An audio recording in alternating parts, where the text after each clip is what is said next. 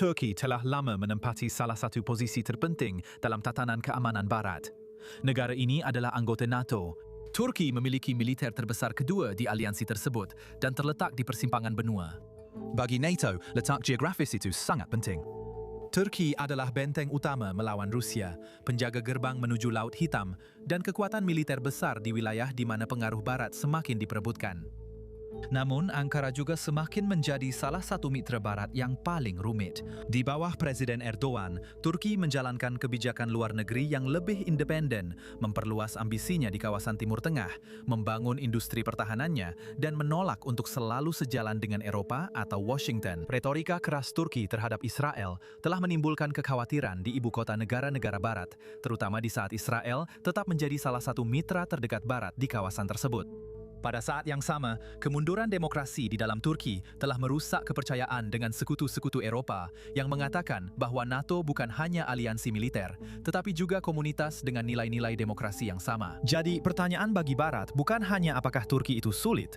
Pertanyaannya adalah apakah Turki terlalu penting untuk dibiarkan lepas? Dan apakah Turki merupakan mitra Barat yang tak tergantikan atau justru menjadi beban?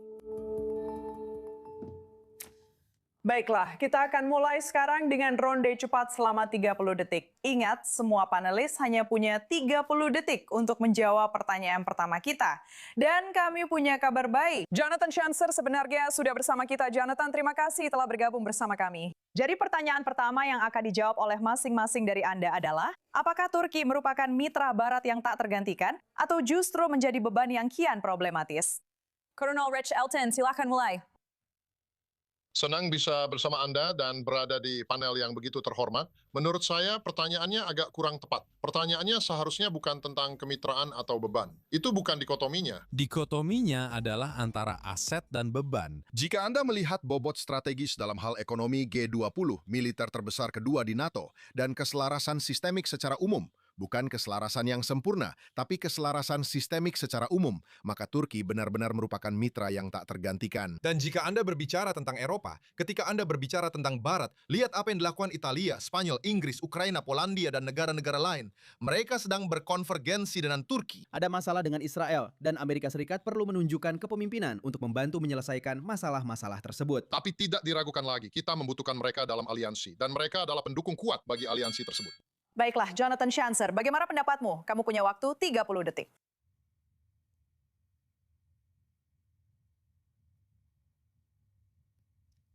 Jonathan, kami tidak bisa mendengarmu. Nah, sekarang sudah bisa. Mereka benar-benar menjadi beban. Mereka benar-benar menjadi beban, dari mendukung negara Islam hingga mendukung Hamas, hingga pencucian uang untuk Republik Islam Iran, sampai menyelundupkan pejuang ke negara Islam di Suriah dan Irak, pelanggaran hak asasi manusia di dalam negeri. Bahkan, kami mengeluarkan mereka dari program F-35 karena mereka membeli sistem pertahanan udara Rusia. Ini seperti rubah di kandang ayam, merupakan bencana untuk mempertahankan negara seperti ini di NATO. Baiklah, terakhir tapi tidak kalah penting, Dr. Kai Eitan Cohen Yaneirocak. Bagaimana pendapat Anda? Anda punya waktu 30 detik. Baik, mengingat tantangan yang muncul dari Rusia, saya percaya bahwa aliansi NATO tidak punya pilihan selain tetap mendukung keanggotaan Turki. Dan saya setuju dengan kedua peneliti mengenai sifat bermasalah dari kemitraan ini. Namun realpolitik tidak memberikan ruang bagi NATO untuk bermanuver terkait Turki. Baiklah, sekarang kita akan punya waktu untuk mengembangkan jawaban kita di sini. Kepada masing-masing panelis, Anda bisa berbicara lebih lama, tapi pastikan juga memberikan waktu kepada panelis lainnya. Jadi saya ingin beralih ke pertanyaan berikutnya, yaitu apakah negara-negara Barat memiliki alternatif lain, ataukah mereka terjebak dengan Turki? Ketika berbicara tentang isu seperti pasokan senjata misalnya, atau besarnya jumlah personel yang disumbangkan Ankara kepada NATO dengan tentaranya yang sangat besar. Rich? Ya, saya rasa itu hampir seperti pertanyaan yang sudah terjawab sendiri. Anda bisa melihat tren di industri pertahanan.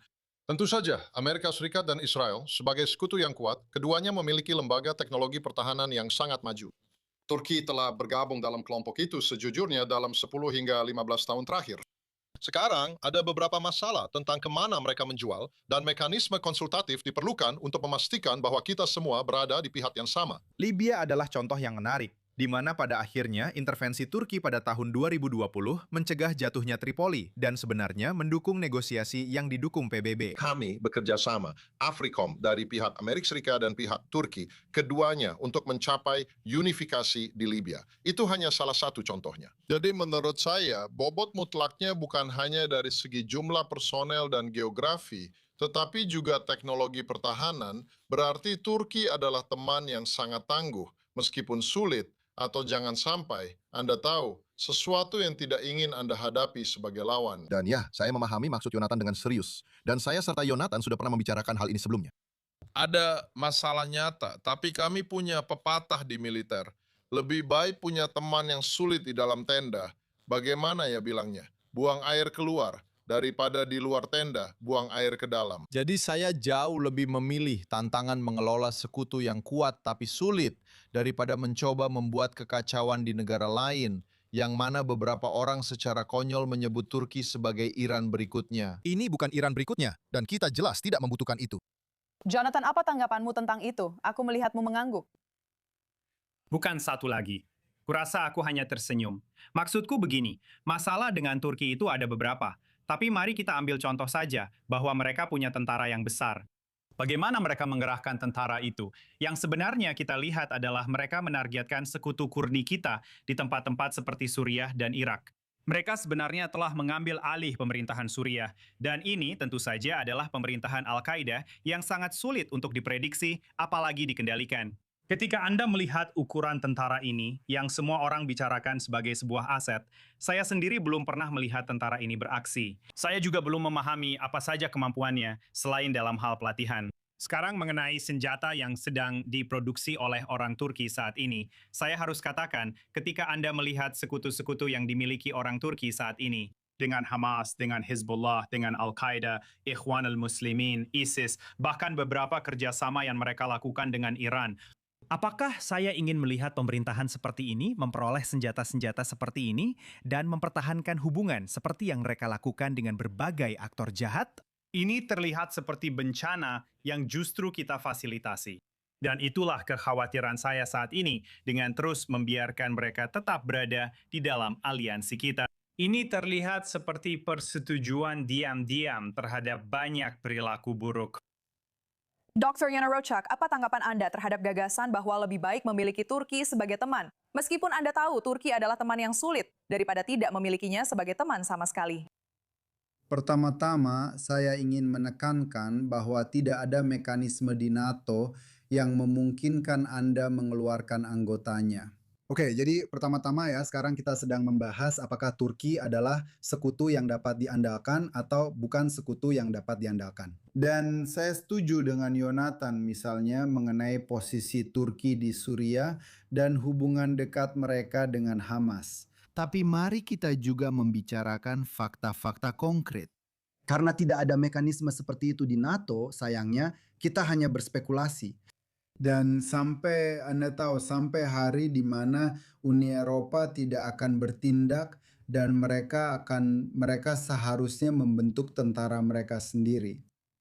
Sampai hari itu, saya tidak percaya bahwa kita benar-benar bisa membicarakan alternatif untuk NATO. Hari ini, tentara besar yang Anda bicarakan itu sangat sibuk untuk menangkal Yunani. Yunani dianggap sebagai mitra, sebagai sekutu Turki di NATO. Tapi ketika kita melihat politik Turki, tentara yang sama sedang melakukan latihan militer. Latihan militer FS 2026 terbaru adalah pesan yang sangat jelas terhadap Yunani. Sekali lagi, ketika kita melihat parlemen Turki, dalam beberapa hari ke depan, mereka akan membahas rancangan undang-undang baru mengenai batas maritim. Anda tahu, perbatasan dengan Yunani. Mereka mungkin akan mengambil keputusan sepihak terhadap sekutu NATO mereka. Jadi singkatnya, sampai Uni Eropa membela perbatasan maritimnya sendiri dan membentuk aliansi baru yang akan mengecualikan Turki. Saya rasa kita semua akan berspekulasi. Dan juga jangan lupa hubungan sangat dekat antara Donald Trump dan Recep Tayyip Erdogan. Kesamaan terpenting mereka adalah Suriah. Untuk pertama kalinya berkat Erdogan, kita melihat bahwa Amerika Serikat mampu masuk ke Suriah untuk pertama kalinya. Jadi ada banyak komponen penting yang berbeda di sini. Baiklah, saya ingin beralih ke Shens. Atau lebih spesifiknya, untuk menanyakan apakah kamu pikir Ankara sedang mencoba menggantikan, bisa dibilang pengaruh barat tradisional di beberapa bagian Timur Tengah. Atau hanya sekedar mengisi kekosongan yang ditinggalkan oleh pihak lain. Dan apakah Ankara menggunakan keanggotaannya di NATO pada akhirnya sebagai alat tawar untuk menjalankan kebijakan luar negeri yang lebih independen? Saya pikir saat ini orang Turki bisa dibilang mereka ada di aliansi NATO dan sekaligus di luar aliansi itu pada saat yang sama. Mereka bermain di dua kubu. Dan saya pikir ini adalah inti dari masalah dengan rezim yang bersifat Islamis dan dalam banyak hal pada dasarnya anti-Barat. Mereka mampu bermain di dua arus itu dengan cukup mudah, dan saya pikir itu sebenarnya masalah besar. Panduan saya sejak lama tentang hal ini adalah benar-benar melakukan dialog dengan pihak Turki, yang saya bahkan tidak ingat kapan terakhir kali kita lakukan secara serius dan terbuka, dengan mengatakan bahwa kalian harus memilih antara Ikhwanul Muslimin dan Islamisme di satu sisi, dan Barat di sisi lain. Tapi ketika Anda melihat sikap mereka di kawasan, inilah yang menjadi perhatian, bukan? Maksud saya, mereka punya pengaruh dan akses di Gaza melalui Hamas. Mereka telah mendanai dan mempersenjatai Hizbullah dalam beberapa bulan terakhir, yang merupakan sesuatu yang sangat mengkhawatirkan. Jadi sekarang mereka memiliki pengaruh besar di Lebanon yang sangat lemah. Mereka memiliki kendali atas pemerintahan Suriah, yang sekali lagi, inti utamanya adalah Al-Qaeda. Mereka terus melakukan permusuhan terhadap Kurdi di Suriah maupun di Irak. Mereka memiliki pangkalan udara besar di Qatar, yang tentu saja menjadi sponsor Ikhwanul Muslimin, Hamas, Taliban, dan Al-Qaeda. Ada kemitraan yang sedang berlangsung di sana. Turki memiliki banyak sekali penempatan militer di seluruh tanduk Afrika, dan mereka terus melakukan berbagai tindakan sembrono dengan Yunani dan Siprus. Anda menyebutkan tadi bahwa mereka berselisih dengan kedua negara itu, yang merupakan bagian dari Uni Eropa dan juga bagian dari aliansi yang lebih luas yang telah kita coba bangun. Jadi ketika Anda mulai melihat semua ini, secara ideologis mereka tidak sejalan. Dan di atas itu semua, mereka juga memiliki penempatan pasukan di seluruh wilayah di mana mereka bisa mencoba memaksakan pandangan dan preferensi mereka sendiri untuk kawasan tersebut. Saya pikir kita sedang menuju krisis dan kurangnya perhatian. Saya mengapresiasi Anda karena telah menyelenggarakan diskusi ini, karena memang belum cukup perhatian diberikan pada masalah yang terus berkembang ini. Saya pikir kita akan mendapat kejutan pahit dari pihak Turki. Kolonel Cadangan, Rich Alton, apa tanggapan Anda terhadap semua yang baru saja dikatakan oleh Jonathan Sanzer? Ya, Jonathan benar. Kita sedang menuju krisis. Tapi menurut saya, masalahnya justru Jonathan tidak sejalan dengan fakta-fakta. Karena ketika Jonathan berbicara tentang Turki yang melawan Kurdi di Irak, itu konyol. Turki memiliki hubungan yang sangat baik dengan keluarga Barzani dan wilayah Kurdistan di Irak. Dan itu sudah berlangsung setidaknya 10 tahun. Jadi, jika ingin membicarakan kehadiran dan jejak militer non-Barat, tanyakan pada orang Italia, orang Spanyol, orang Polandia, orang Ukraina. Tanyakan pada orang Azerbaijan yang merupakan teman bersama Israel dan Turki. Lalu pergi ke Somalia, pergi ke Libya, pergi ke Sudan, di mana Turki telah memiliki jejak militer yang memungkinkan diplomasi Barat dan membantu menstabilkan negara-negara ini. Sekarang, saya rasa jika saya bisa memfokuskan kritik Jonathan di sini sedikit, itu memang menjadi kritik yang sah. Karena ada beberapa hal terkait Hamas misalnya, yang menurut saya tidak sejalan dengan elemen lain, elemen cerdas secara geopolitik dari kebijakan luar negeri Turki. Dan saya sudah mengkritik hal-hal tersebut. Saya rasa itu tidak nyambung ketika dia bilang Hizbullah tidak ada bukti. Saya sudah melihat Jonathan mengirim email ke saya, DM saya. Kamu sudah punya alamat saya. Saya rasa itu tidak benar soal bagian Hizbullah karena mungkin Anda tidak menyadarinya, tapi partai politik Islam Sunni, baik Ikhwanul Muslimin maupun yang lain, biasanya tidak terlalu suka dengan kelompok teroris Syiah garis keras. Jadi menurut saya, Anda perlu sedikit mengecek fakta di pihak Anda sendiri. Tapi ya, intinya memang ada beberapa elemen yang bermasalah. Dan sekali lagi, Hamas adalah salah satunya. Tapi jika Anda melihat secara keseluruhan pada diplomasi yang sedang berlangsung di Iran, di Ukraina, menangani isu-isu stabilitas regional, Turki jauh lebih sejalan daripada tidak sejalan, terutama dengan pemerintahan Trump di Amerika Serikat. Jika saya berada di Israel, jika saya berada di Yerusalem, membuat penilaian saya, situasinya akan terlihat sedikit berbeda. Karena apa yang terjadi di Suriah memiliki beberapa aspek persaingan antara Israel dan Turki, dan itu adalah sesuatu yang perlu mendapat perhatian khusus. Tapi saya rasa Anda benar-benar sejalan dalam hal Azerbaijan. Baik Israel maupun Turki telah menjadi pendukung besar dan sekutu bagi Azerbaijan. Jadi Yonatan agak melebih-lebihkan soal tingkat keselarasan dan ketidaksesuaian. Sebenarnya saya tidak hanya melihat Yonatan, Anda tahu, menggelengkan kepala dengan jelas tidak setuju, tapi juga Dr. Yane Rocak. Kamu tahu, Yonatan, aku ingin memberimu kesempatan untuk menanggapi tuduhan itu sebelum kita beralih ke dokter. Dengar. Ya, Menurut saya, faktanya sekarang sudah jelas kan? Ini adalah rezim yang berafiliasi dengan Ikhwanul Muslimin. Mereka bekerja sama erat dengan pihak Qatar. Saya percaya saat ini mereka sedang berusaha mengisi kekosongan yang ditinggalkan oleh Republik Islam Iran. Dan Anda tahu, sebelum kita mulai membicarakan bagaimana Islamis Sunni tidak bekerja sama dengan Islamis Syiah, lihat saja 20 miliar dolar yang dicuci oleh pihak Turki atas nama Republik Islam pada puncak ketegangan nuklir antara tahun 2012 dan 2015. Ini adalah bank terbesar kedua yang dimiliki negara di Turki. Namanya Halkbank. Coba cari, Rich. Anda akan menemukan bahwa ada koordinasi yang erat antara kedua pemerintah ini. Bahkan, pihak Iran memperkaya rezim Erdogan.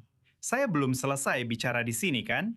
Dan sekarang ketika Anda mulai melihat cara mereka bergerak di kawasan, ini tidak sejalan dengan tatanan dunia yang dipimpin oleh Amerika Serikat. Dan jika Anda ingin membicarakan Azerbaijan sebagai titik terang, silakan saja. Itu adalah negara yang saat ini tidak terlalu relevan ketika kita melihat Levant dan kekhawatiran keseluruhan yang kita miliki terkait dengan perang di 7 front ini. Orang-orang Turki telah menyerukan pembentukan tentara pan-Islam untuk bangkit melawan Israel dan beberapa sekutunya di Teluk.